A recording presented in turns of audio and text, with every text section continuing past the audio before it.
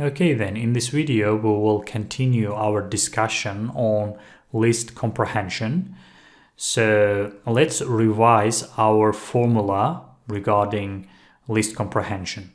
So in the formula we first need to specify our expression, then for loop, then lastly condition.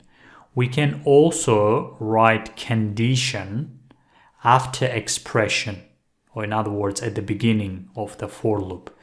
So if we do that, we can manipulate the outcome. So for instance, let's say you would like to change Anna to Mike, or Anna to something else. So you can easily do that in a list comprehension. So I'll show you how. So I will say in here, so before for loop, I will say if y is not equal to Anna, Anna, then go ahead, no problem. Else, let's change the one to something else. So for instance, Mike.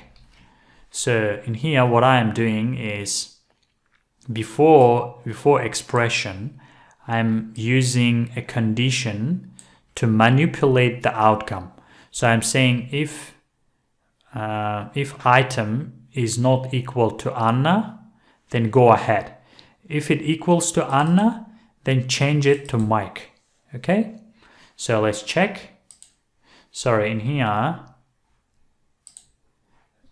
we're saying if Anna is not equal, and if the result, or if y is not equal to Anna, so it means it's not gonna replace it with Mike. So let me show you.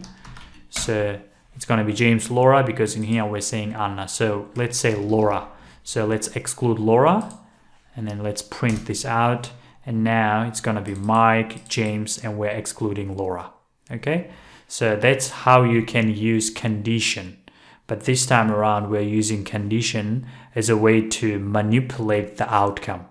But if you are including condition at the end, this will allow you to filter the outcome, or filter the item, filter out the item. For instance, if you don't need some items from the list, you can easily use condition at the end. Okay, so that's all relating about list comprehension, and I will see you in the next video.